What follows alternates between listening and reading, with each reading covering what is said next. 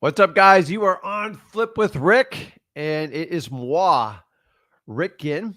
And today we are just going to deep dive into getting arrest records. And no, I don't want you to get arrested, but I'm going to give you a valuable resource today to find motivated sellers that honestly, most people actually avoid this. You see, I found out this technique actually a long time ago by accident. I actually dealt with a gentleman that was being arrested that needed to get his house taken care of. And after I saw what a great deal he gave me, and I looked at like 2 or 3 other people I dealt with, why not, guys? Do you think arrested people are any different than you and me? So, guys, without further ado, let's talk about arrest records. I'm going to walk through this. And after that, if you guys want to hop on a one-on-one mastermind with me, go over to Wholesaling Houses for Real, get registered there, click the link on today's video, and you can get lined and we can do a one-on-one. I'm going to try to talk to as many people as I humanly possibly can today. So without further ado, let's get into it. What are we talking about arrest records? And what the heck am I talking about here? Well, good people get arrested. Good people do dumb things, and good people get put in situations where they actually need help. And if you truly want to be a wholesaler, you have to dig. I mean, really dig to find motivated lists, motivated sellers, so you can get the best wholesale deals. In fact, we're all talking about like realtors and they're getting their commission stripped from the buyer's agent. The reality is it's not enough servicing. They're going to have to learn how to prospect. The really cool thing as a wholesaler is that's all you do is learn how to prospect. It is your number one skill set to market to motivated sellers. So what I want you to do is look at the arrest records. If you want to do them or not, have an unbiased opinion, set your ego aside. Remember, we're not here to judge people on why they contacted us. We just want to create the best win-win situation we possibly can. And that's why I like to do arrest records. And I know a lot of you guys are probably thinking like, well, what are we really looking for? I'm going to tell you the exact type of arrest records you're looking for and the ones you really absolutely want to avoid. So arrest records, it's actually, I can't make this video any simpler than I can right now. So number one, how do we pull the arrest records? I thought about doing a screen share and everything with you, but like this is so simplified. I'm going to make this like super, super simple. The best way is first, I always start off with my local sheriff's office. Now, most sheriffs are delegated at the county level. So like I'm in Martin County, I would look up Martin County sheriffs. If you don't believe me, you can Google it and you can pull up. And what you're looking for is recent arrest records. Now, remember, they don't have to be an inmate to be arrested. So what you're looking for are the most recent bookings. Now, you're going to have to sort through some crap, okay? And it's actually quite interesting what people get arrested for. So if you love to see what's going on in the community, this is actually a great way to start with it. So first thing, go to your county sheriff or your city police website. Actually, I'm going to see if I can pull mine up. And just to kind of show you guys, Martin, let's see. They're all a little bit different, but like you kind of get the gist. Okay, let's see if we can share the screen here. Let's see. Present.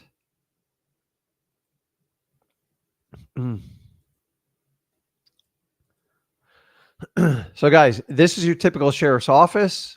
And if you look down here, you can look at all sorts of ways. Some call it public's request, corrections, resources. And what a lot of times do is I have to call and find out.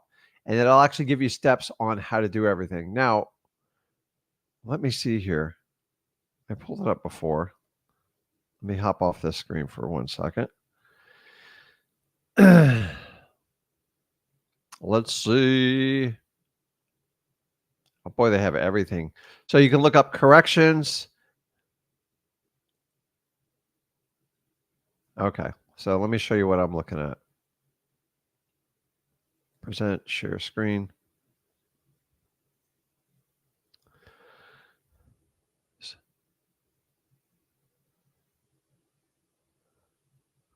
So basically what I did is I went and pulled up recent bookings, and you can just start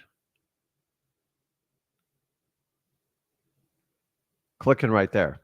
And now you do have to go through each and every one of them to take a look and see what they're up for. And some of these have attachments. You just got to navigate through your website. So I'm just going to click the first one here, arrest affidavit, and then you can actually read it. So some of them actually categorize it. And then you go through. So this one right here, let's see what the offense is.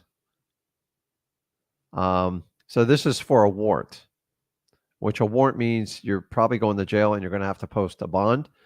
So what I'm going to do is look up. So what we are looking for the arrestee, and I also going to look up an address. Now keep in mind, this person got arrested in Martin County, but it looks like they have a Palm Beach address. So what you have to do now is cross-reference either Martin County records or the Palm Beach County property appraisers records. And from that, you should be able to look up and see if there's any type of links. Now, I say search the most recent arrest, but the words you're really looking for is bookings. Everybody gets booked. Not everybody gets detained. So I'm not a cop.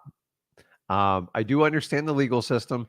Some people get arrested and they post bond, or some of them, it's a minor charge and they get let go, or some have to sit in the county jail. And a county jail is just a temporary holding cell for people that didn't make bail or whatever they have to do. Now, here's the most common types. I'm going to tell you right now. You're looking for DUIs. That's going to be 80% of them. The next one's going to be battery.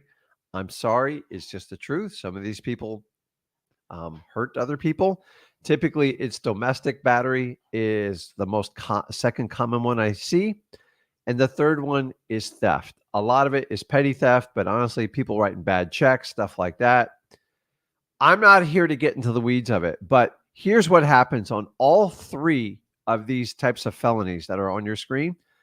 Once they start getting arrested 2 and 3 times, they're going to wind up doing significant jail time.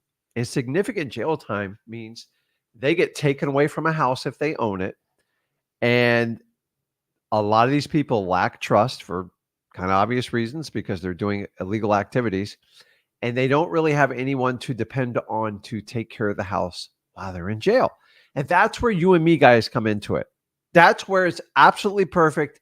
And I'm telling you, the average person that goes away by the second and third time, they're doing usually 3 to 5 years for any of these three above here. If you a constant repeat offender, then the law keeps imposing stiffer penalties on you. And that's how it should be. But keep in mind, guys, someone's first DUI, they're probably not, they might go to jail overnight. They have a small bond to post. But when they keep doing it over and over, by the time you get your third DUI, you're looking at 3 to 5 years. The first one's supposed to scare you. The second one, you're going to do a light amount of jail time. And by the third time, you're doing a lot of jail time. So this is the order of which I get most of them in. Have I taken other ones? Yeah, but for the most part, I'm looking for a felony who's someone who is an habitual offender of the exact same thing over and over. Why? Because the judges become less and less lenient with these people. And that's why arrest records are actually really cool. Very few people actually comb through these. Mostly bail bondsmen comb through them. And by the way, bail bondsmen is an excellent, excellent avenue to find motivated sellers. Basically, they're motivated insurance men that want to get their premiums back when someone screwed up or violated their parole. So once you cross-reference the person that is arrested and you find if they own property in that county, then this is what I do. So after you do that, I'm going to go over the property appraiser site. Sometimes you do have to look at multiple counties, and you have to keep that in mind. And the golden rule, guys, the golden rule, we're looking for multiple felony offenses. Now, say you find your list. These lists, by the way, you're not going to get hundreds of leads from them. You might get 20 to 40 or 50, depending on what size county you're in. And that's a good, healthy one. Some of you guys in small towns, it might be like 5 or 7 because the population's only so big and they can only arrest so many people. But that's okay if they do that, because that's the name of the game. And maybe you're the only wholesaler in town reaching out to these people. Guys, this works. I found it by accident. Now, once you have your arrest records and you've cross-referenced to them, your next step is to figure out your method to reach out and contact your arrest prospects. I call them prospects. They're not even a lead. You have no idea if they're even going to work out yet. So, in my opinion, the absolute best way to get in contact with these people is direct contact. And in my opinion, there's 2 very, very good ways. And then I'm going to give you 2 other options that you can create. So let me put the one in here. Let's see. Oh, that's it. Okay, I got it.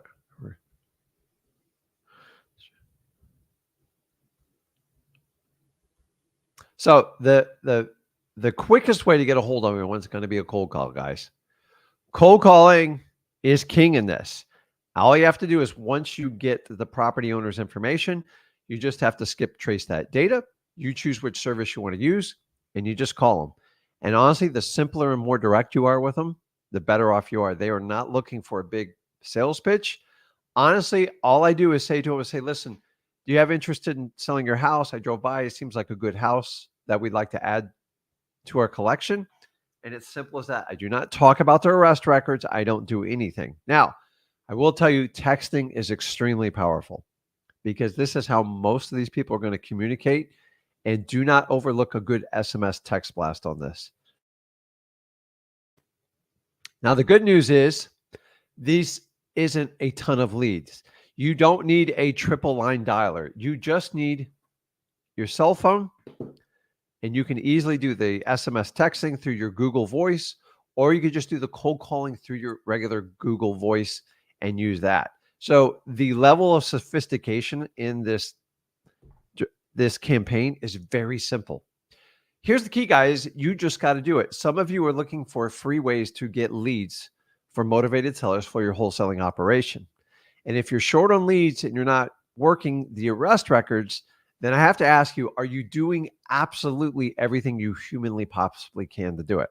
The answer is obviously no. So listen, if you're short, do the arrest records. It doesn't take a lot of time.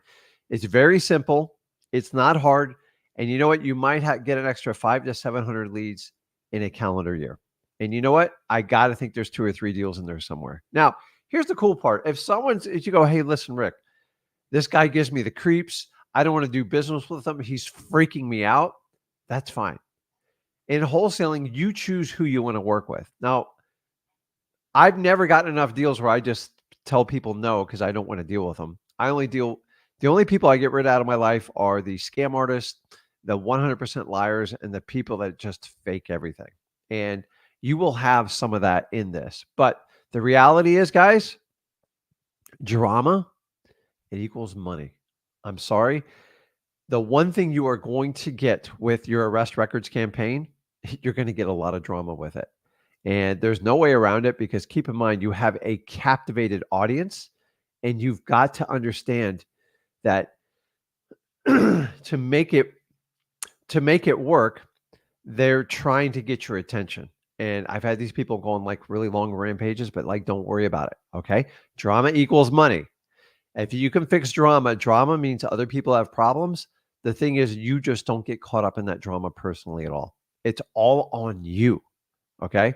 But you will have drama. You're going to get a lot of their life stories. But remember the rules on dealing with a motivated seller. As long as you're safe and you're in a safe environment and you can engage them to build your rapport building skills and get an amazing conversation, that is the element of how we get great wholesale deals. Why would it be any different for like an arrest record? There's absolutely no difference at all. And guys, this is it. You can't just get through this without talking to them. And those of you that want to talk to them via text, you have to switch them to a phone call because a lot of inmates, a lot of bookings, they like to text a lot because it's very discreet and they don't have to deal with humans. So you have to be different. You're actually going to have to step up and get their consent if they want to sell the house. If they are, then great. Just be flexible with them and help them out with absolutely everything you can. So once again,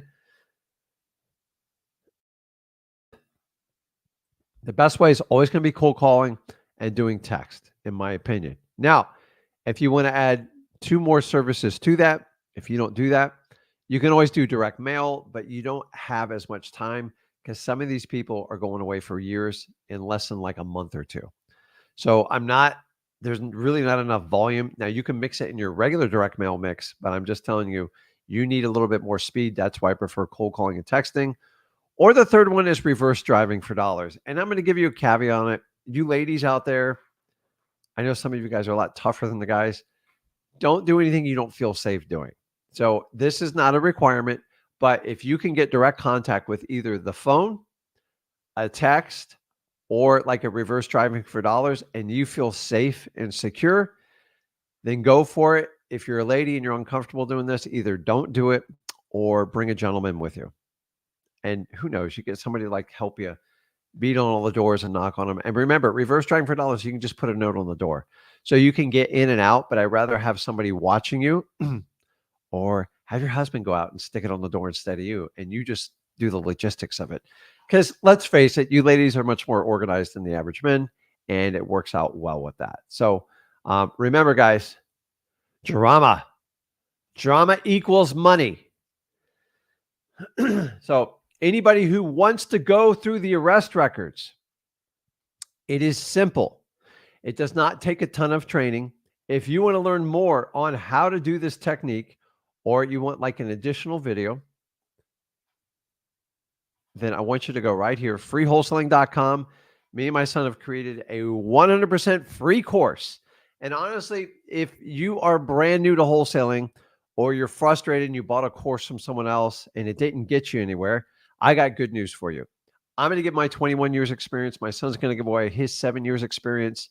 We created this course over 3.5 years ago, and we're the only teachers in the wholesale space that actually give all our content away for free. That's right. Yes, I do have a Flip with Rick program, and I show people how to get in that for free. But I want everybody to go to freewholesaling.com. Number one, I want you to get started. If there's a 90%, 95% failure rate in the wholesaling industry, then why would I take everyone's money when only 5 to 10% are going to take the action? So me and Zach flipped it on its head. We're not a guru. We don't like teach like they do. We actually do this business. And I want to find the people that are watching right here. Go to freewholesaling.com. The only thing you're going to do is exchange your email and you get complete transparency on our course. Listen, every guru downloads our course. They take our information. We're the only ones that show everything up front without charging you a penny.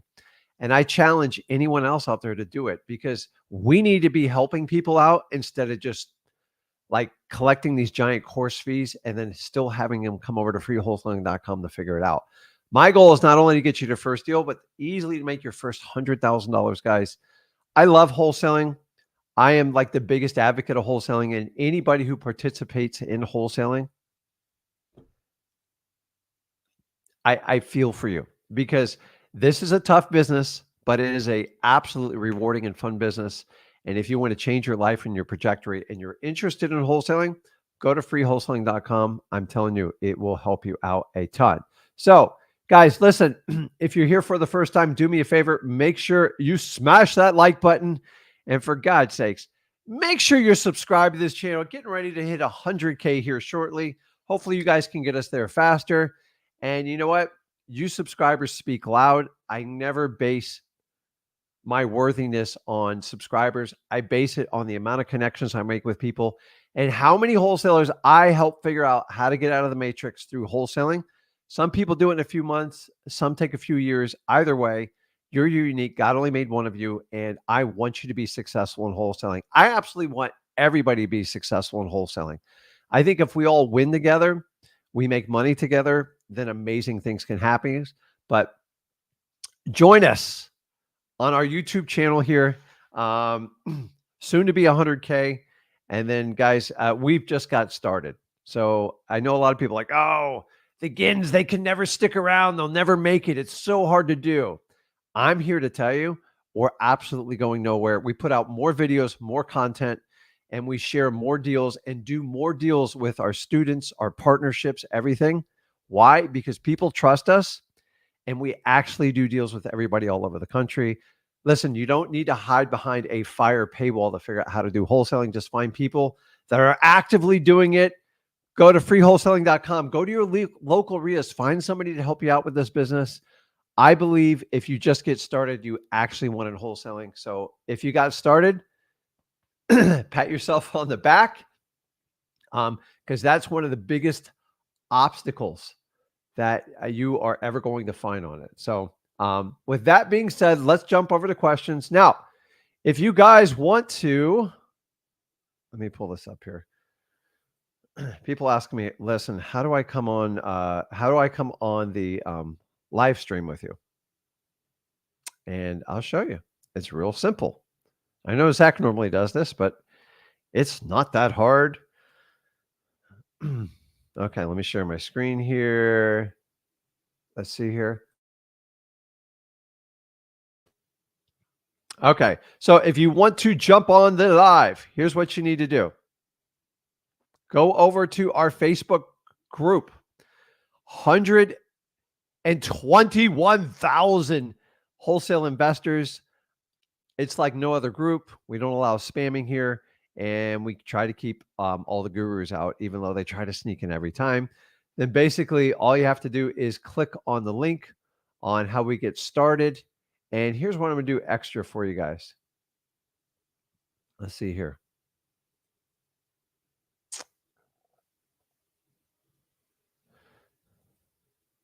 Okay. What I'll do, I'm going to leave you guys a little bit of bonus for some of you that, and I'm just going to do this by first come, first serve. I'm going to put the link live stream. It's in there. It's under my comments. So you guys should be able to see it. Actually, nope, I didn't do that, did I? Okay, here it comes. Here it comes. I put the link in the comments under Rick Ginn. First come, first serve. Let's jump over and do some questions. Yeah, I forgot to put the link up, so I just put it in there for you guys. So different way you guys can view things. So I think it'll work.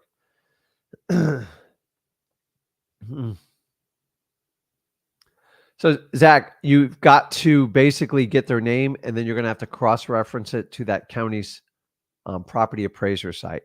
And keep in mind, sometimes your counties are closely niched in. They could live in like Palm Beach and they travel to like St. Lucie County. So you got to kind of just do a Google search and then go in the property appraisers and work on it from there. The link's under the comment on Rick Ginn. Make it super simple for you.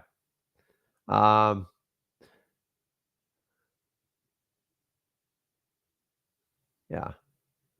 No promotions. Come on. Drama equals money. You are right. And Treya, I think she is referring to freewholesaling.com. The course is worth taking. Halfway through, knew nothing of wholesaling. We really appreciate you too. Guys, I'm telling you, man, I got 21 years. I poured absolutely everything into it, and take advantage of it. Like, just assume you paid me 10 grand. And the really cool part is I find people that I help get started in wholesaling. Most of them get to six figures, and then they want to go, how in the world can I work with Zach and Rick? And this is how we do it. So Let me see here. What's Amelia? How you doing? Yes, Zach is out today, so you guys get me, which I think hopefully might be better. Maybe we can, but we can talk about anything. Me and Zach do the exact same thing. Okay, let's jump on. Here's a good question because we were talking about earlier, bail bondsman, and I went over this last week too. Guys, the best way to work with the bail bondsman is just good old like networking, foot to foot. You can't call them. You can simply send them an email, but they're very unique people. And if you don't know what I mean by like that, when you meet them, you'll understand they deal with some of the most ruthless people in society, and they have to deal with them at their weakest time in their most vulnerable position. And they have to talk about a lot of money. While a bail bondsman is so valuable is because if you have to put up like a $100,000 bond, they typically charge a 10% premium, and it's basically an insurance policy. They get 10 grand and they post the bond. And if you do everything correct, you go to court, whatever, then you basically lose your 10 grand and that's the fee. The other option is they can sit in jail and not post bond. Nobody wants to do that. Or they have to put up $100,000. This is where the bail bondsmen really come in. A lot of time people put up their mom's house for collateral. I see it all the time. And then mom doesn't have the ability to make any type of payments. And if they don't make those payments, it becomes a problem. Now, some of them put up the house for a lien just to post the bond, the insurance bond for the bail bondsman, or sometimes they put up the house as backing to pay the entire, if it was $100,000. So that being said, that's where you come up with bail bondsmen, not the easiest people to deal with. Most of them have had it in the family for generations after generations. So let's see what else I got. Okay, so let's jump on. We're going to try something a little bit different today. I see how many people we can get on a live stream and help them out with it. So the only thing I need help with you guys when we do this is just have your question and try not to ask like 5 questions all at once. I would do the same too, and I know you're trying to take advantage of the time, but let's see how many people we can get through. And the more questions we get, honestly, the better this comes out. So let me jump on here. Let's see. I put the course information along the bottom. I said if you haven't started out, and then here's what we're going to do. I am going to randomize this a little bit. Rick, you there? Can you hear me? Rick. Uh-oh. Wait a minute. Rick got bumped. Let's try this again. Aaron, you there? Aaron. Rick, can you hear me? Yeah, man. How you doing? Hey, Rick, I'm actually at this part-time job. Sorry about that, but I got a quick second to chat real quick. Go ahead. Quick questions of what we're doing today. Yes, sir. So I've been talking to the Clayton County a lot today about the tax delinquents. I even emailed them an open record request on your email. And what I'm getting back, the pushback that I'm getting is they're telling me that I got an email back from the district attorney saying that basically it's not public information and they don't have to share it. And so I called the clerk of the court to make sure I was talking to the correct department. And so the clerk of the court, she really didn't want to help me out. She was just told me to call the code enforcement office. And so I called them again. And they're basically telling me to I need to get a lawyer involved, that they're not going to share the information from me, and to email the same email that I've already emailed the open record request to. So that's where I'm at with them. I'm just at a dead end right now, trying to figure out how I can proceed forward and what I can do to give me some leverage on this. Which state are you dealing with? I'm Clayton County, Georgia. So here's what I'm going to tell you, because if I could pull the records for you, I would. Number one, the taxes are supposed to be public information, because here's what happens is when people don't pay their taxes, they have to put it out for public information to sell the tax certificates. So what you need to figure out is their privacy policy. And I'm going to be honest with you, it is much easier to do in person than you do on the phone. It's so easy to say no on the phone. I know I'm not giving you any like superstar advice here, but it's just the truth. Okay. To be, if property taxes pay for the fire department, the police department, your school systems, the roadways, it should be public information. Now, why they're not cooperating with you, I think it's just easy for them to say no to you over the phone. And why would you have to hire an attorney to get public records on Right. county taxes? Right. And then I always tell them, here's what I do when people give me a difficult time.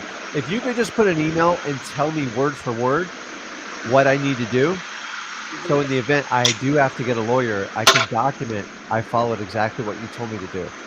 Right. Okay. You shouldn't have to get you shouldn't have to get a lawyer to get public information, but you just try to appease them and get past the privacy policy, and it goes a lot further if you go in person. And you're going to have to use your skill building sets just like we teach you with motivated sellers. Oh yeah. You got to do Oh the yeah. same thing with government employees. Remember, Right. they're regular people. Yes, Her sir. boss is just telling her, don't give it out no matter what. Give them a hard time. Okay. Eventually, they're going to have to give it to you All right. because it I'm does wind up going public eventually anyways. And really, if it funds all your local utilities, your roadways, your schools, your police department, why would I have to hire a lawyer? Like I hire a lawyer, you guys are going to have to pay for it. Just keep pressing through and try to get the information and try to go in person. Okay. okay, Rick. So the best bet to come to conclusion is basically just get the address, go there in person, and try to get through the private policy. Yeah. And you're going to have to kiss a little butt. I'm not going to lie to you. And listen, guys, I never said you guys are going to bat 100% on every list. Some counties are just difficult.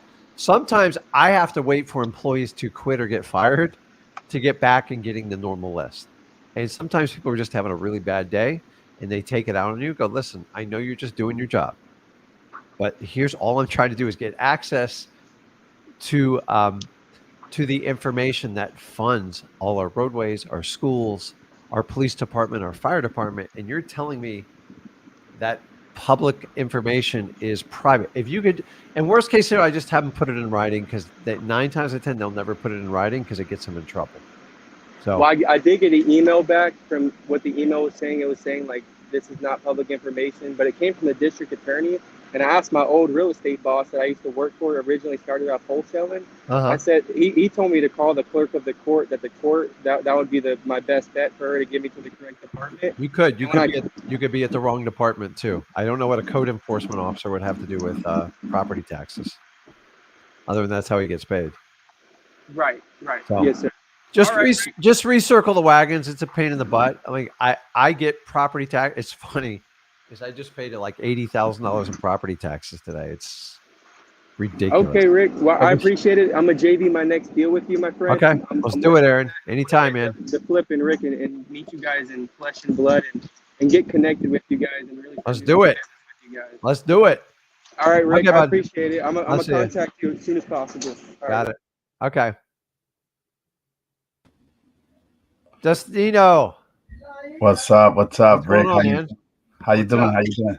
We're into speed rounds today. What could I No, help you out with? I know. I got my question figured out, but first I want to thank you because I got my first deal. It took me about a year, but I kept negotiating myself. I wasn't really consistent on the phone, so I take full blame, but I stayed consistent, and I ended up getting a wrap deal in Indiana off of a FISBO.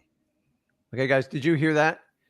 Once he decided to lose his excuses and be accountable to himself, honestly, I'm sure he had to lose his ego in there too. If you can do those three things, you can do anything you want in wholesaling. But if you're just constantly going to make excuses, you won't get it. If you want to prove everybody they're wrong and you're right and your ego just blows it, like takes over, you can't listen to other people. Number three, he made himself accountable. Like he just did the work. And at the end of the day, here's the trick. And like, if you ever want to study someone who gets stuff done and you wonder why, like you don't, the truth is most people that don't get stuff done are not accountable to themselves, meaning they will lie, steal, and cheat. Listen, we all done it. I've done it to myself. You guys do it to yourself. If you can't look yourself in the mirror, the man or the woman, and say, listen, I'm going to do this, and then you keep not doing it, it will destroy you as a person, and it will shatter your self-confidence, and you'll never get anything done.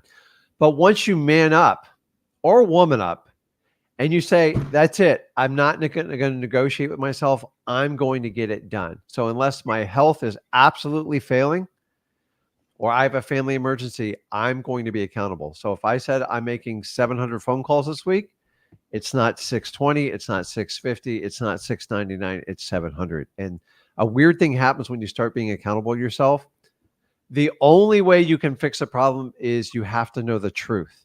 Because if you don't know the truth, you can't fix it. The only way you can find the truth is by losing your ego. So congrats for following such basic advice, but like it works. And by the way, guys, if you come on here and complain, I'm going to be the first to kick you off because you're not helping me. You're not helping everybody else at Flip with Rick. And you definitely ain't helping yourself. Yeah, I still So, struggle with consistency though. I gotta say it. I still negotiate a lot, but I get like at least an hour or two of calling throughout the okay. day. My question to you is, right? If I Yeah. was, I've been thinking, I'm like, you know what? Like, if I could just have a system set up where I woke up in the morning and I had a list of motivated leads and I Uh, had numbers, then I would probably be more efficient because now I don't have to like skip trace them. I could just call, right? So yeah. what would that system be like if I set it up? And I want to average like basically like 5 deals a month. Okay. Because I'm really good on the phones, not to toot my own horn, but I'm really good on the phones. Yeah. And so what I'm saying is this: how many leads would I have to just skip trace overnight and have ready the next day, just for me to put on like maybe like on a triple line dialer? Well, dude, you threw a lot at me there. Um, Sorry. so the challenge is, I get it, dude. We all want to wake up and have the best list of motivated sellers. It would be every wholesaler's perfect morning. They're vetted, they're ready to go. I just got to call them and close the deals.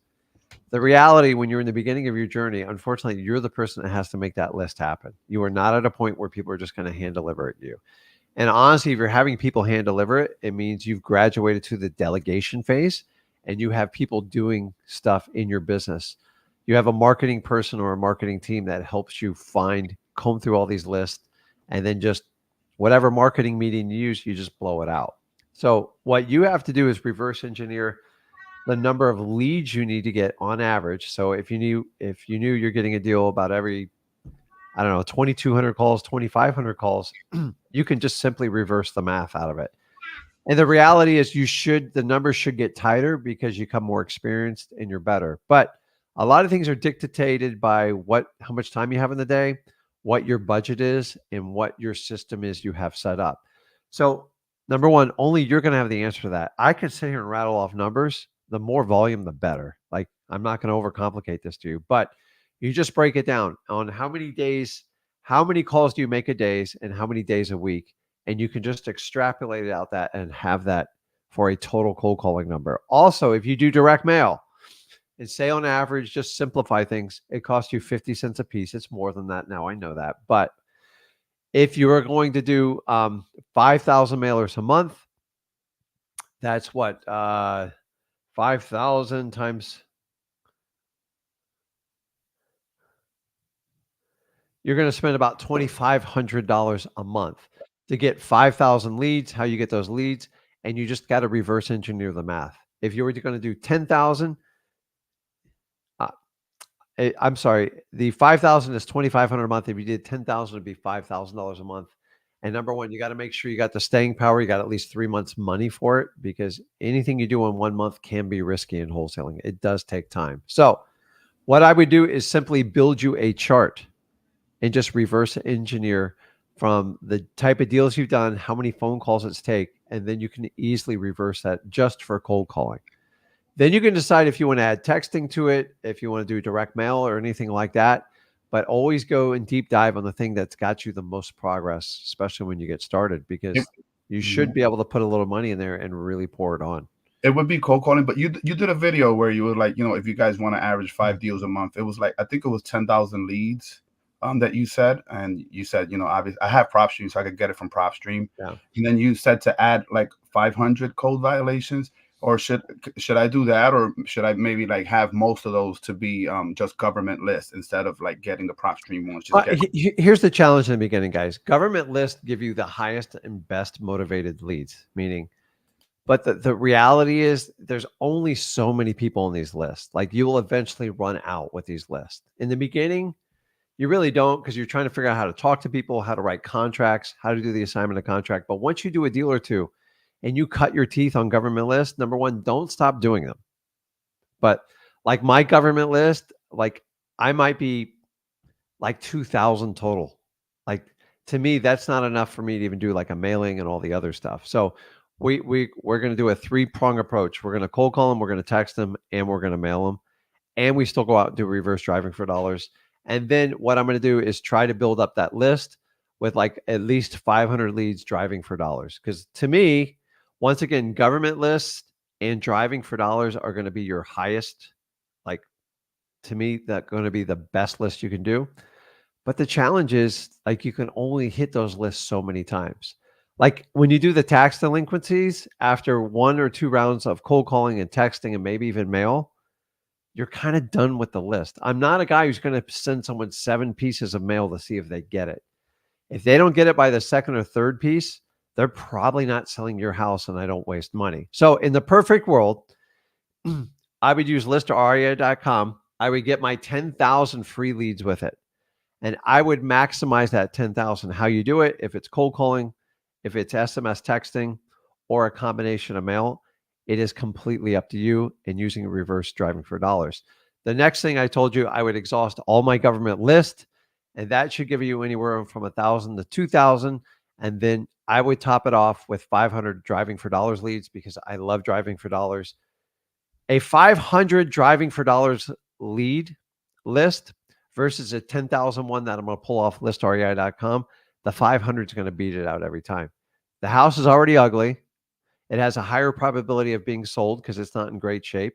And you have a higher probability of them selling at a discount because the house needs love. It's not on MLS. And here's the best part. It's off market. And when they're off market, that's how we get really great wholesaling deals. So 10,000, 1,500 government leads, and I'd add another 500 for driving for dollars.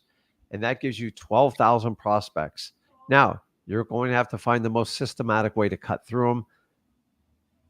If you're an individual army, meaning like you do everything, you got to find where your hours are going to come in, and you're going to have to figure out some sort of way to break that down. Because to be honest with you, 12,000 could be overwhelming for one person. But Right. you got to have a plan to attack it. And by the way, I've watched my son rip through 15, 20,000 cold calls in a month by himself because he wanted to learn the business so good. Now, Triple E dialer though, right? triple, yeah. I mean, that's like, so if, listen, you can do cold calling without a triple dialer, but like if you want to truly run it as a business and you don't want to waste a ton of time, it's much more effective. It just, because if I call 100 people and only like 4 or 5 picked up, you're literally going to waste an hour just dialing them all. And where a triple dialer is just automatic. It rings all 3 phones and picks up the one that picks it up. One short little question is that my follow-ups are like set up for like maybe the next week. Should I follow up with them in a month if they don't answer? I would just want to make sure I have my follow-up right. That's all. Yeah, you just got to prioritize your follow-ups. And that's always dictated by talking to the seller. So there's one that's just have to, some of them, you got to wait 3 months to call back because you're literally wasting your time. Like when there's 0 signs of motivation, nothing's changed. I want 90 days to go through to see if a life event happens. Guys, you see what happens in 90 days, man. Like weird stuff happens. 90 days is enough to let everything happen in someone's life. And keep in mind, you're coming into the last quarter here. We have Thanksgiving, which people make commitments and try to figure out what's important to them, hopefully family and friends. You also have Christmas. That's where people spend a lot of money and they want to be with their loved ones and they want to prioritize their life. And then the hat trick in this is when people do their New Year's resolution. So someone you just talked to today in 2 months could have a completely different story. If I already have the data and I bought the phone number, I'm going to keep calling them until I have to remove them off of my list. And that is the key. Now, when I have someone that has interest in selling their house, I'm going to cut it to 2 weeks or less. And then there's some people that need to be called in a week. And there's some people that got to be called like every other day or every day because you're just waiting for them to sign a contract. So you should be able to break your follow-ups into 4 distinct sections. Some people like to do it in 3. The bigger your database is, you're going to have to go to a 4-prong approach because you can't just sit. You will not remember who to call unless you create a task inside of like Podio and do that. But That's what I'm if doing. they have no interest, they don't express anything, I'm going to put it in a 90-day rotation. And guys, here's what's the really cool part. If you really run your CRM like a business, after like a year, you have enough data just to get through 3 months of follow-ups. It's like getting a whole free list and everything like that. In the beginning, it's actually easy.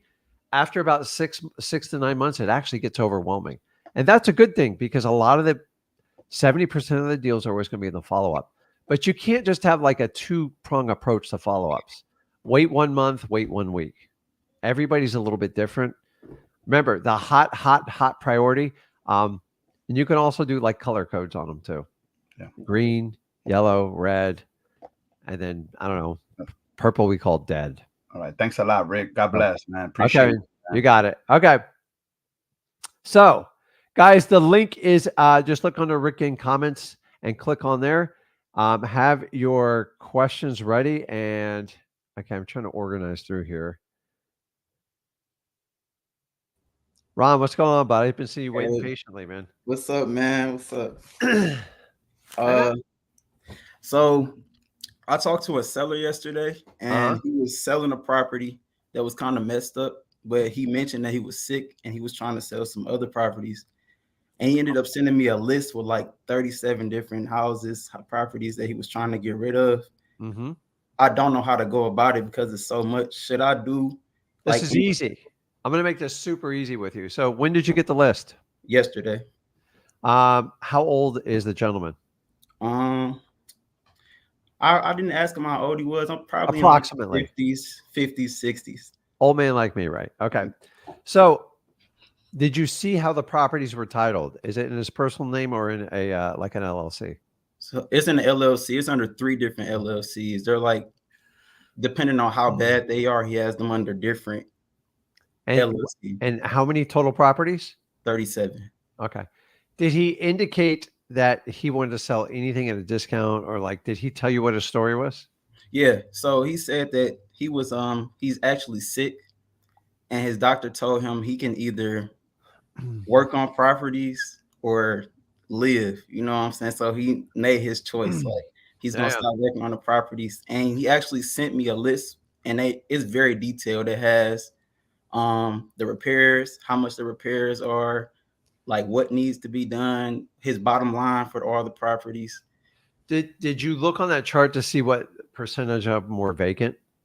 Yeah, they're all vacant. Except Wow. one is being rented out right now and it's completely done. All the rest are like in the middle of being Okay. So yeah. I'm gonna show you, and I'm gonna give you the pros and cons because this is a typical case that if you haven't come across, it's going to come across. And right off the bat, it seems very overwhelming, right? Like, oh my God, 37. So you said 37? Yeah. Here's what you do. What most of it, so this is what I call as a professional landlord. You are at risk of the guy sucking so much of your time and getting nothing done. Here's how you solve the problem. Okay. Give me just 1 or 2 of your most tired, weak, vacant properties. Okay. And just do evaluation on that and do a test offer. If he wants retail for that, you're going to have 37 additional fights on your hand. Now, the fact that he's sick and he wants to make a life change could be huge. So which state are we in for this? I'm in Detroit, Michigan. So, Detroit's very unique. You know that, right? Yeah. The area that I picked is like, it's right by the water. Yeah. And it's in a good area. It's by Chrysler's plant. It's like, it's a good area. Now, here's the good news is I actually do deals in that area, but I work with very, very specialized wholesalers because Detroit's like door to door. It's like one's good, one's bad. Right. I would just, I would test them on one property and see what value you come up with. Okay. And if you take the most tired like crap property, Hmm. that should be the one you get your best deal on it, and see if he's even going to work with you. How did you get a hold of this guy? I did driving for dollars. Saw There you this go. house. Yeah, I called him up, and See, he that's was like, perfect. "Yeah, driving for dollars works the best to me. Like the prop stream list work okay, but Mhm. driving for dollars, man, that's the Well, best." I tell you what, if do you have any interest in JVing him if are good, or do you have buyers for him? So I do have one buyer that I work like closely with, Mhm. and he kind of wanted me to be like his hands and feet in Detroit. He's from Washington, I got it. but I'm not really too sure about him because he's very specific about what he wants. And I was hoping, because I know you guys do bigger deals, that maybe I could, JV with you Yeah. on my So first. why don't you do this? Send me an email, support at flipwithrick, and then put your name, put Ron, RON, and Mhm. Detroit into it. And if you want, I'll look at it. I'm going to keep it private, but Okay. I still need you to take that additional step. Tell him the one he really wants to get rid of the most, the ones Right. that's causing him pain. Because if you want to see if there's any motivation there. Because Yeah. I'm going to be honest, some of these guys, they're such a pain in the butt. I've had them where they want you to write 37 contracts or they want you to write a letter of Yeah. intent. And Mhm. here's the problem. I'm not a guy that buys bad properties to get the good properties, because if you have one really good one and one really bad one, it means you don't make any money. Right. So now, if he's really sick and he's been doing all the work himself, it sounds like he does all the work himself, right? Yeah, that's what it sounds like. It could be some really bad stuff. But just by looking at one of the properties, you'll get a quick feel and a temperature of what type of person you're dealing with them. Mhm. There are professional slumlords that just all they do is collect the rent and they never help their tenants out. And Mhm. honestly, those properties kind of suck. Uh, and then there's ones that want absolutely retail for absolutely everything. So do the one test. Give me your tired, give me your weak, give me your poorest one, and see what he'll do with that. If you want to send that list over to support at Flip with Rick, I'll look at it internally. Yeah. But I need you to gauge him on one property, okay? Yeah, I'll give him a call, engage him on the property. What he's asking for so far though, it's almost like he knows the business, because they're like the ARV 70% minus repairs, and then that's what he wants, like that number, right? Like he's asking for like $10,000 or $15,000. It might work, dude. Send it Yeah, over. Let's look at it. I got you. But guys, I want you to understand, when you get someone does the power, I'm the big landlord. Mm-hmm. I got to tell you, I've pitched probably 50 of them. I've only done 2, and I had to get help. There were like 50 plus properties. But what they do is they start to take your contract and then they leverage against other wholesalers. Then they Mm-hmm. never stop. And so they're smart. They know how to use people. And to protect yourself, you got to find out, is there truly motivation, or is he just old and wants tippy top dollar? Right. And here's also what I say to him, Ron. I go, listen, if you're interested in a win-win situation, you give me a good deal. I'll You give me a fair deal, I'll give you a fair deal, and we can back into this, make it work. I'll do it. But like, listen, if you want like full retail for properties you haven't taken care of, I'm probably not going to be your guy. And they've got to reach to you somewhat. So I want you to find some sort of sign of motivation, and I want you to be very hesitant when you deal with them. Like, I go, listen, I'm all about buying. If it's 37 good quality properties, I could probably pay you more, but like he's already telling you he's handing you a headache. So go find the worst headache, and if we can make one work, you can probably make 3/4 of that portfolio work. Okay. Detroit is unique, though. It is like Yeah. it's crazy, but there is a Yeah. market out there for them. But and especially vacant properties in Detroit can be really challenging because someone's got Yeah. to keep up with them. So test them on that one. Send me the email, support at Flip with Rick, and just don't tie up all your time on it, is what I'm telling you. And like, if you can get them to do like one, and what I do is I write one contract, and now once I get him to give me permission on one, now you can play with them. And what I do is I stretch it out, and I see if I can get that one sold. If that one gets sold, you make a great profit. Then we go and tack the entire spreadsheet. But here's typically what they do. They're like, give me 1.89 million and you can have them all. Well, we'll be here forever trying to figure out those numbers, especially in Detroit. Right. So a lot of times you take 1 or 2 properties, you find out if you get a deal, and you throw it on the market. And we go back to whoever is, if you partner up or you partner up with me, is then we find someone that can just take the whole thing. Right.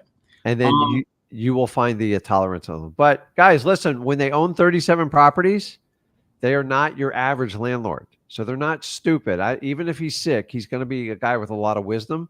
And you just got to kind of use your charm to flatter people. But always go with the ugliest one, because he's going to try to avoid that property with you. And he wants to give you that property last. You want to do it first. Okay. And then you'll find out what the tolerance. And if you have one painful conversation, I just saved you 36 others. Yeah. So my favorite, guys, is people that own under 4 properties that put them in their personal name. I know they were never meant to be a landlord. Right. And they thought this was going to be super easy. And the fact that they don't even do the legal protection, nor do they understand how the accounting works. And those people will usually just cut and run on you. My experience, once they have 4 more, they've had those properties. How long do you think he's had those properties for? They've been ranging from like 4 years ago to like, I think like up to 8. Like he's been buying them over, and they're all, that was the other thing I was going to ask. Like they're all on the same 3 blocks. That could be good. It could be bad. Okay. Some investors like, I once bought 4 houses on a cul-de-sac. Okay. You know why? Because the guy owned 4 properties and it actually worked out. And it was huge. And so a lot of investors love, because I can put, you could have someone, I can put my mom in here and do like I can live next door to her and take care of it. People will pay top dollar for that stuff in this world. Right. Maybe an investor wants having all your rentals on one street or one block is powerful for them, because they can send one guy to go house to house to do all repairs. So actually, if it's in proximity, it just depends on what area of Detroit it is in. And we got to find out, like, if it, is the entire neighborhood in there vacant? And you're just gonna have to get out and kind of peek out there and take a look at it. I'm gonna let you go after this because I know you got stuff to do. Yes. But that's kind of my last thing. It was hard finding comps. I've been using your 100 rule because a lot of the houses in that, it's an area in development, so there's nothing but land or distressed houses. So it's hard for me to find a good comp. So you got to find out what the ROI is on a rental in there for an investor. So what would someone pay in those? And then you're going to have to kind of do some guesstimate on damages, because, by the way, these type of landlords, they usually run them into the ground at the very end. Okay. I just dealt with a landlord that was running an extension cord from the neighbor's house through the window because they got the meter taken off because I guess they never paid the bill. Okay. People are resourceful, man. You got it, Ron. Just dig in there and send me that email. I look forward to it. All right. Thanks, Rick. Okay. Awesome. Matthew, are you there? Yeah, Rick. How are you? Good. What's going on, man? Can you hear me good? I hear you perfect, man. How are you? Yeah, I'm doing great. Again, thanks for the content. You and your son are like rock stars in my eyes. Thank you. But I appreciate it. Not everybody feels that way, by the way. That's crazy. It's crazy. Funny. And guys, I'm just here to tell you, me and Zach will take every arrow in our back. We have really pissed off the guru community because we give stuff away for free. I want you to think about that for a second. Okay. And a lot of people, wow, he charges for Flip with Rick. Number one, I have a free way to get into it. And a ton of you have taken me up into it. And number two, I still tell everyone, when you get started in wholesaling, go over to freewholesaling.com. I have never changed that course. I have never taken, all I do is add to it. And when I add to it, the people that actually want to go out and do the business, they're going to take the action and be accountable to themselves. It's all there. So guys, just because I offer an additional service for those of you that like to take me up on it, and the people I do that, I'm looking to create long-term partnerships and trying to get them to scale up their business. But I want everyone to get their first wholesale deal, get to their first 100 grand, and then you make that decision. You can do that all at freewholesaling.com. I have never, ever, me and Zach have never taken it away from you guys. So that being said, I appreciate the compliment, Matthew. So what's going on? No, it's cool. But yeah, yeah, like I followed you guys for a minute. I got my first deal off of Bandit Signs. Awesome. I know Zach. He's a real proponent of those. But that's been, and this is gonna show I haven't had the best discipline almost a year and a half ago. since I haven't had a deal since. And like, you know, and it's no excuses. It's just me not marketing it enough, you know? So, Yeah. and then like, you know, they hired some more people with the whole bandit signs and stuff, but those are excuses. So I've just now just been like cold calling and pulling like a bunch of lists and stuff and just doing it that way. But Yeah. Well, Matthew, kudos for at least recognizing it.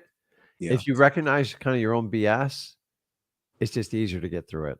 And we've all fought through this. And I'm here to tell you, a lot of people, you go into wholesaling with your old personality.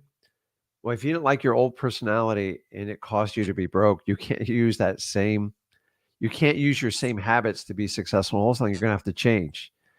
And you yeah, know what people hate the most in life? change. They hate it. Like, listen, trust me, but like, I'm just, guys, we all know the outcome of where we're going, right? Yeah. We're all going well, I'm not going to get into the practicality, but listen, you started dying the day you were born. So you have a choice. You can count the number of days you live, or you can count the number of days you truly lived. And honestly, I don't like, you've got to look at it. If somebody did not wake up this morning, and you guys, when people come out here and like bitch and moan, first thing you do is just be accountable to yourself. And guys, understand that marketing is the lifeblood of all wholesalers. And if that blood is not pumping, your organs are not going to work. And you just got to find a way to do it. So now that you recognize it, you got to break down a plan to create consistency. So either you plan your day or the rest of the world will plan it for you. It's one way or the other, your day's getting planned. It's either your choice or the other person's choice. And I promise you, if you don't take control of that, it will force you to be broke. You're all right, man. You're right. Okay. But yeah, man. But yeah, I know you're busy right now. I know I'm taking your time. But yeah, so I'm like, talking to you, man. It's okay. yeah, hey, thanks. But yeah, so you know, I started back, marketing, and it's been like I want to say about 3 weeks. You know, I try to pull like you know, the probates every day. I get the list pendences like every 7 days. I got the code violations for the past 4 months since the 25th of July. I Okay. got and yeah, also the tax liens. I know there's the municipal ones for like Harris County. Then there's the ones for for like the actual like just like the state, because there's two different departments. I had to do all that. Mm-hmm. And yeah, I'm just trying to make sure that I get like because I'm doing it off of this thing called Sideline. It's like a more sophisticated version of like Google Voice.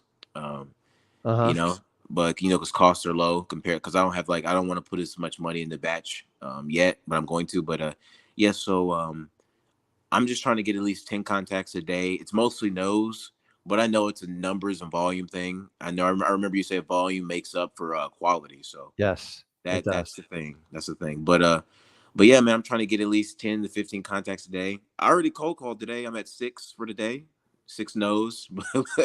But yeah, man, really it's just like do you think that sounds like I'm in the right area, or am I like I, doing like enough? I mean, you just listen, dude. I'm never going to limit the amount of volume you do. Yeah. So it just government lists. You're reverse driving for dollars, and you're driving for dollars.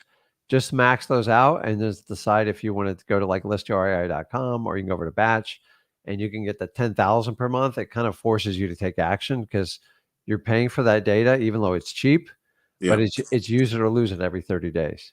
So it gives you 120,000 contacts you can do in a given calendar year. And then Yeah. if you add your government list, so then it just comes down, how do I reach out and contact all these potential prospects? And you got to come up with a plan. And if you're doing it yourself, you got to be honest with yourself. Either you're going to have to like kick it way up, or you're going to have to bring in somebody to help you out. And only you can make that decision. But volume fixes everything, guys. I'm just telling you. I also hear you use the word try in there. You got to get rid of that word. It's like ask Zach what happens when an employee says, I'm going to try this. We don't try anything. If you're going, it's a must, and you're going to get it done. Try means if I don't get a positive experience immediately, I quit. And that's the problem with the word try. Yeah. You're And right. so I just kind of, listen to your own vocabulary and start like writing it down. And you'll notice patterns. When you say the word try, it means I'm gonna. It's like throwing up a goal and saying I ain't really gonna like try, but like I'm Yeah, gonna it try sounds by sticking conditional. it up. So Yeah. like the word try actually makes you weak right off the bat. Like so just get rid of those, and then just dial in how you're gonna get the X amount of contacts per month. And We'll remember, do. you get 30, 31 days in a month. Like it's not rocket science. I love when people go, I'm doing 10,000 a week. How many did you do today? 12. Yeah, like, dude, the plan's not going to work. Yeah. Either your plan's flawed or like you must be working 24 hours a day. So just come up with a plan to attack it. I can't, when people go, oh, somebody said the other day, I go through 30,000 pieces of data a month. I'm like, walk me through it because you're almost doing more than I am. I'm like, no, I can't get a deal. I'm like, no, once we walked through it, it wasn't 30,000 pieces. It wasn't even close. I think it was like 3,000 total. So just break it down. You got to have a set plan for your marketing. And the only way you can do it is break it down. How many you need to do a day, a week, and then you can start bringing it down per quarter. But if what you're doing right now is not working, scratch it. Like if you're not getting deals and making money, just start over. Because doing it the wrong way is not going to it's just going to keep you busy. And you know what busy makes you, right? Broke. There you go. The business people are the It, brokest. they are because they keep doing the same thing over and over, thinking it's some way going to miraculously change. Dude, I've done this. I'm not a hypocrite about it. But like sometimes you got to sit around and get like what the hell am I doing? I'm not getting anywhere. So your body has this ability, especially your subconscious mind, to do things that keep you busy because it soothes your soul. Yeah. But deep down, you're not getting anywhere doing it. And remember, we actually want to become rich. We don't want to look rich. If you want to look rich, you Amen. got to be busy as hell. You got to be busy. You got to be making your car payments. You got to make your mortgage payments, and you got to look good. And so you constantly have to adjust yourself. Someone like me is like, guys, you want to know what I drive? I drive a beat up F-150 truck, and I got a Honda Accord. It ain't sexy. I don't care. I don't give a crap what you think of my car. Actually, me trying to validate what you think of my car and my belongings is just a waste of human space. It does not make you any better. And I will go even a step further. If you're going to brag about your Lamborghini, I saw somebody bragging about a Porsche. Guys, listen, a Porsche is not a high-end car. It's a nice car, but it's not like a baller's car. I'm sorry, unless you got. And you're into boats. I remember you. Yeah, I do. A million barely even gets you to the game on boats. Because it costs you $3,500 a month just to store the damn thing, and it's going to cost you another 10 grand a month in fuel. So I love boats. I don't want to go broke. I like fishing boats and I like good sized boats. But the reality is, I'm waiting for certain events to happen so I can easily buy the boat I truly want as a dream, and it ain't going to be cheap. Amen. And you'll never see me shooting videos and doing that stuff in it because it doesn't help you guys out. Do you really think a guy with a Lamborghini is going to help you out? No, he's just trying to flip me and make me. Correct. So, okay, you paid $400,000 for a car that soon's going to be worth like $150. I don't want you to teach me a damn thing because you're not very bright. Guys, it's already proven people flash. What do they call it? I see. This is where Zach's really hip and I'm not. You guys put it in the comments. Your swag or whatever. Dude, I could go buy anything I want. Like it's like so I could buy almost any piece of real estate I want. I can buy any car and boat I want. But like, I don't want to buy shit I can't afford. It's stupid. And so, dude, just redefine what you're doing. And if it's not working, and you feel like you're busy, just start back at the basics, and then just reverse engineer your lead counts, and then find a way. If you set you want to do 10,000 contacts a month, you're gonna have to find a way to what is that like 300 people a day. I'm not trying to do 10,000 contacts a month. I'm on like a Google Voice. It's like a more sophisticated version. Yeah. I'm just trying to do at least like there it is. It's peacocking, right? Not at least. At least.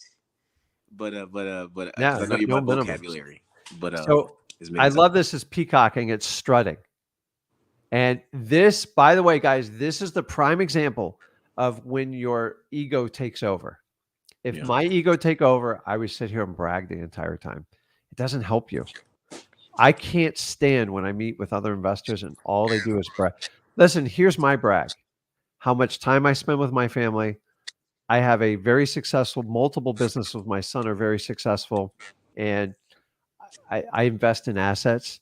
which gives me time, which I can travel anywhere I want in the world. To me, that's strutting, peacocking, like whatever you want to do.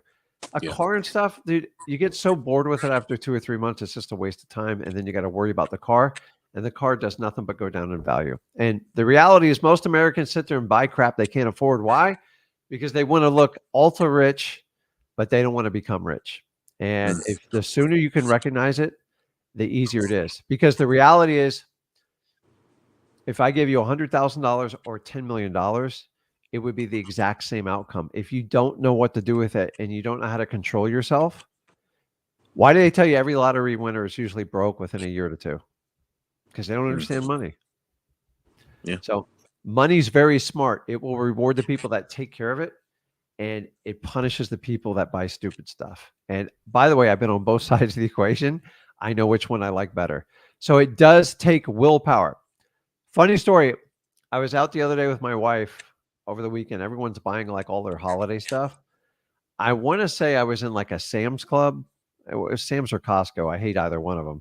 But everyone's like, they're just buying reindeers. They're buying $200 like blow up Santa Clauses. And I'm just like thinking, I go, what the hell are you going to do with all this stuff? You know why? Because I find all this stuff in everybody's attics when I buy their house. And there's thousands of dollars of tchotchkes and it's all worthless. Yeah. If you want to spend time in the holidays and take care of your family, especially the kids, here's the best gift you can ever give a child. Just give them your time. That's all they want. All I ever wanted to do as a little boy was play. I want to go out and play wiffle ball, and I wanted to play football. And if my dad ever would have fricking listened to me, that's all I wanted. I didn't want to be bought. You can't be bought as a kid. That's the really cool part. And if you buy as a kid, that's how we create. Well, I'm not going to get into it. Hey man, I got you preaching. No, No, no, man. I know. So. Thank you for your time. But look, I'm not gonna, keep, going for the excuses. But yeah, I'm just gonna make sure I just double down on the marketing and cold calling and just as many leads as possible till I get that next deal. You got it, man. Because for some reason, my second deal is when people complain about their first deal, that it really just fell into my lap. It was like crazy motivation. Yeah. And now the second deal is the issue, but it's just me not marketing enough. You got it. Okay, bud, go get it. All right, man. Thanks. Okay. So, Coffee with Carline, I'm glad you're finally here, but you don't have to post like 8 times to do that. So, let's see. It says wiffle ball is legendary. If you guys didn't grow up on wiffle ball, you're missing out, man. We used to love that sport. My God, dodgeball, one of the greatest sports invented in middle school when I was growing up. And now, like, everyone's scared to do it. And to me, dodgeball was like the easiest one, but it was just, you know what? I'm not going to start about dodgeball, dude. I had fond memories as a kid. And we used to nail people in the head, and it was encouraged by the PE coach. And I'm here to tell you, I think you get suspended for that stuff now. So, okay. Will, you there? Yeah, I'm here. What's going on, man? I'm back up here. How's it going? Let me be back up here to my notes. I wrote my questions down. I don't want to hold you too long. I saw you walk by. I forgot to just kind of catch you. How you doing? Good, I am. Good. How about yourself? Glad to be on. I appreciate everything you guys are doing. Fantastic, man. Every day above ground is a blessed one. So what's going on, man? Yes, it is, sir. All right, check it out. First of all, I know you're the subject of a record, so I'm trying to keep my question there. Can you request a specific charges list, or do you have to scrape through the different items? How does it work? Try to repeat it one more time because you're breaking up pretty bad. Hold on, let me get I got this little headphone thing. Let me it was, I heard every third word. Can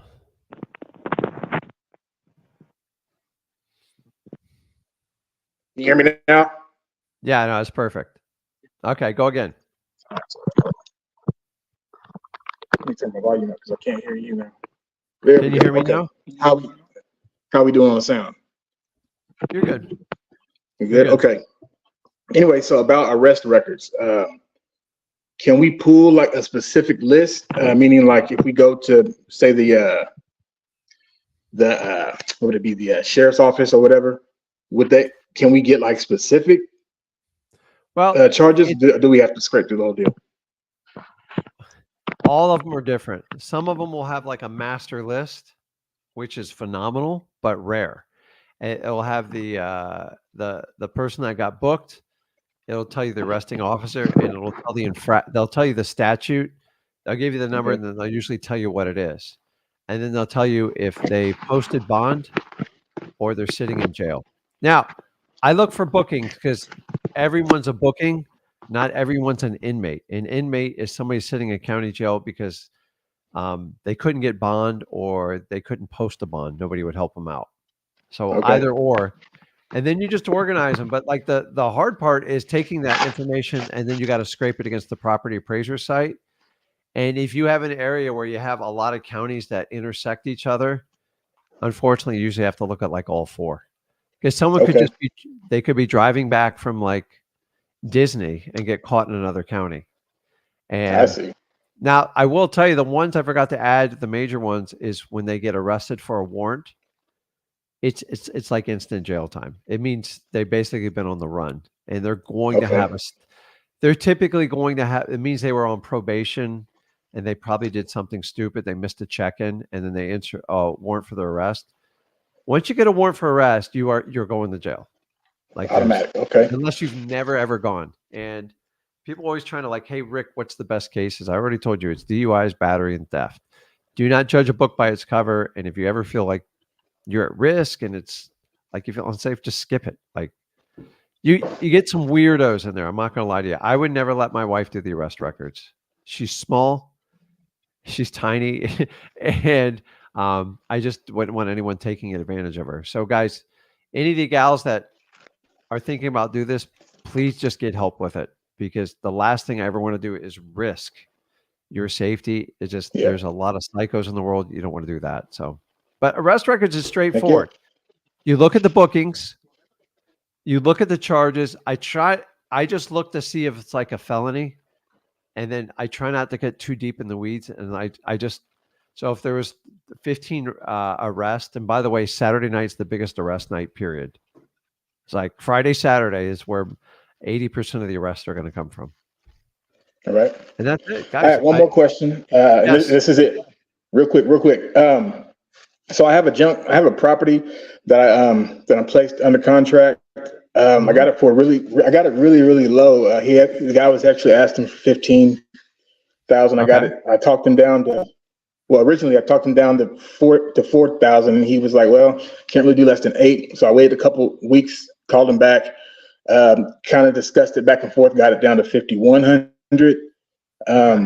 But the property itself, it needs quite a bit of work. So I've been having trouble. I'm in Missouri, so of course, with that being a non-disclosure state, it's kind of hard to find.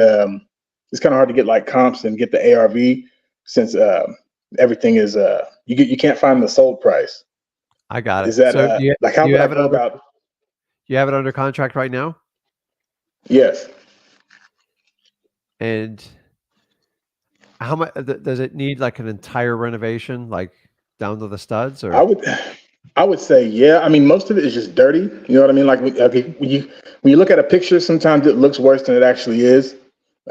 Being in the house, it didn't seem like the house was like creaking or anything when I was walking through it. It was more or less just really dirty. They kind of let it go. They had renters in there who kind of tore the place up. And how'd you find this lead? I was actually here in town driving for dollars. That's the best thing. I love driving for dollars. That's pretty much all I do. Because I have a mail route. I work for the post office. So while I'm out, Awesome. I'm looking and I'm back. Yeah, I'm checking vacants left and right. And also I'm able to look at vacants on our red books in the office. I'm able to go in and I jot them all down and I go around and I'm able to find them that way too. Listen, and so how long you got to sell the deal? Really, I mean, they're motivated because they want to get rid of it because they say they're tired of people being able to go in there and squat. And there's a brand new house that was built right next to it last year, and that house was built from the ground up, foundation and all. So it's bringing down the property value apparently because it's so bad. Go knock on the new house next door. Okay. And say, listen, I have an opportunity if you want to buy this lot. And maybe they clear it out. They do it like I would buy that house in a heartbeat. Just get rid of the problem. Okay. Dude, people pay big bucks for that. You should go to. What do you is the one built to it next to it a nice house?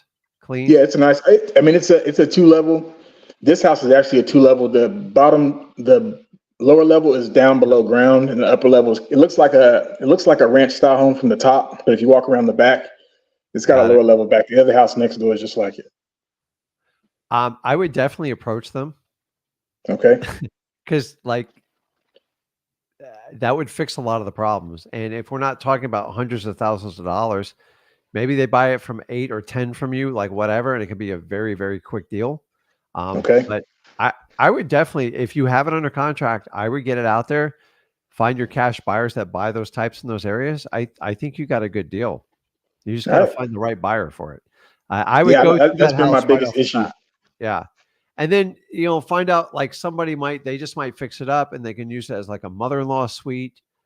Super convenient because whoever gets it's Okay. going to get it cheap. And I don't think you're going to have a problem doing it. So I would get working on your cash buyers list.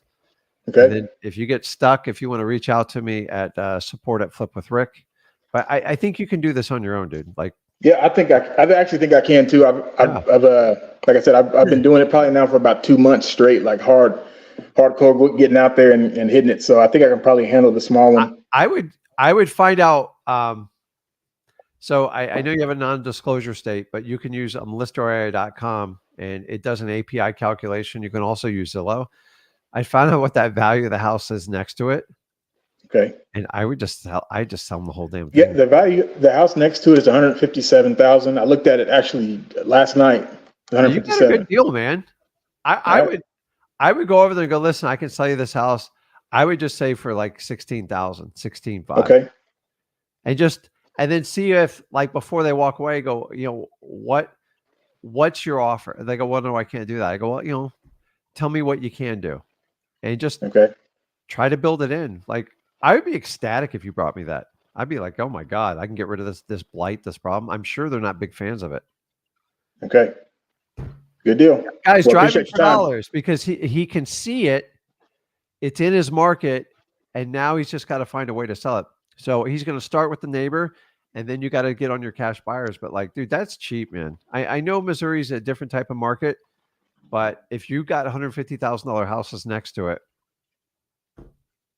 Heck I yeah. mean, I would make that an in-law suite or I just make it like a nice vacant yard next to him. So All right. Sounds good, Rick. go get the neighbor and add I'm like getting 4 or it. 5 grand or whatever number you're thinking. Because Okay. when they turn it down and they give you a counter offer, you want to make them feel like they gave you like you Okay. I gave got them you. a good deal. So if you ask 10 right off the bat, they're going to come back to you at 7 or 8. So start like higher 16, 17 and just work your way down. Okay. So I appreciate it. you could even do a creative financing deal with them. You could have them put down like 10 grand, which basically 5 grand goes to your seller, 5 grand goes in your pocket, and then they can make $300 payments for the next 10 years to you. Huh. Okay. So Hey, yeah, I like you that have too. options. I would get your money for your seller and I would get like a decent assignment fee. And then what if someone paid you for the next 10 years, like $300 a month? That'd be amazing, wouldn't it? Yes, sir. Because Yes, sir. you wouldn't even have to do anything because you would have a first position on the house. So I That's love beautiful. that shit, man. Okay. Get it, Will. Awesome. Appreciate it. Okay. See you.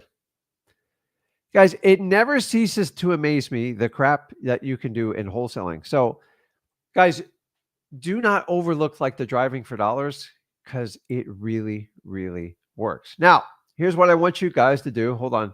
I missed a few comments.